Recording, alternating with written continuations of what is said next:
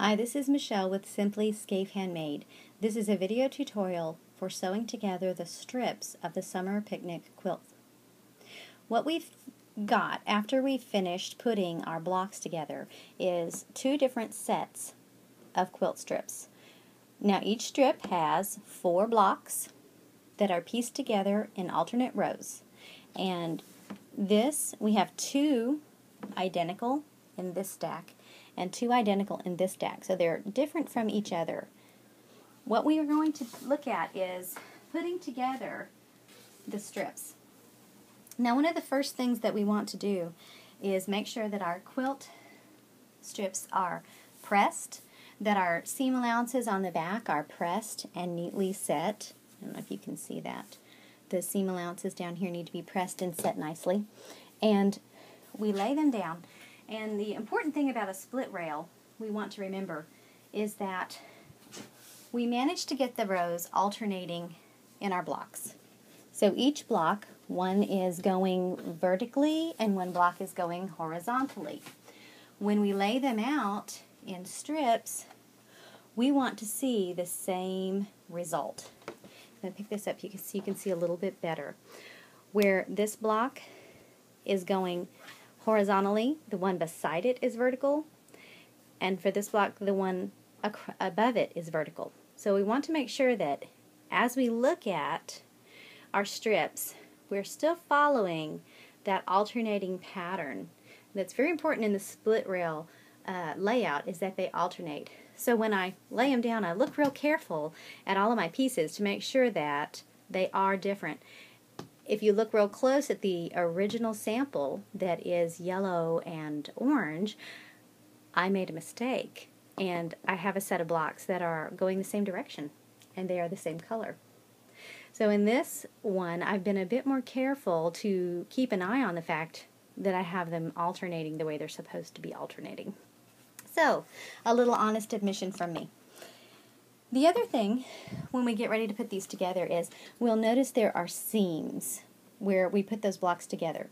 And our goal in piecing this strip 1 and strip 2 and strip 3 and strip 4 is to try to get those seams to line up as evenly as we can. Now you'll find there are 3 sets of seams. We have 4 blocks, so we have 3 main seams. Right here, where these blocks come together, you'll have seam. Over here, we have a seam, and we want to try to line them up as closely as possible. Once I lay them out like this, I'm going to go ahead and put right sides together. So this is going to be my row 1 right here, and this is row 2. So I'm simply going to flip over, put them together. Again, if you need to pin them, if you are more comfortable with pinning, that is completely fine. If you're concerned about the seams being straight, then what I recommend is you at least put something where those seams come together. And that kind of gives you a guideline once you get stitching along to know where you're working and kind of just how you're coming along on this process.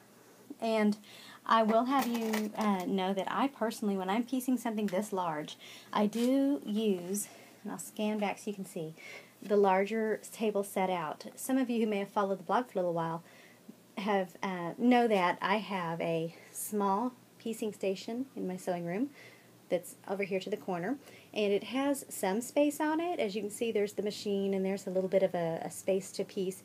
I try to piece smaller projects over there.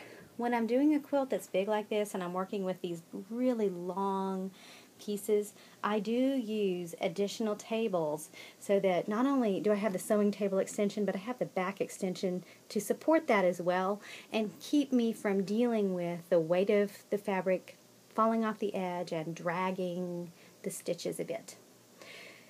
I still have my 1/4 inch seam on, a full bobbin. I'm just using that neutral colored quilting thread that I really like, and I haven't changed any of that. I have not changed my stitch length or anything. And so we're just going to go up under here and work our way through. Now, something you may have noticed, especially if you did not cut the strips yourself, you used a pre-cut jelly roll, is that sometimes you had a little unevenness at the very edge, or you may have had some unevenness along here where your two squares came together.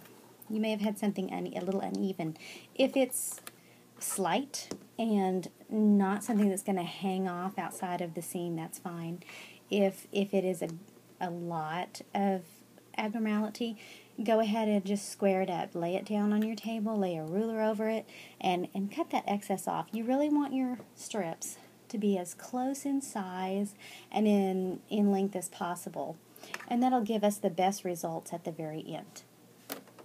So as we work, we're just going to go sit down here and stitch these together. Now once I have them, I'm going to steam that seam, and then I'm going to press that seam open, and I'm going to just go ahead and add the other two strips onto this quilt. I hope this has been helpful. I'm going to go get my strips put together and finish up the top of this picnic quilt.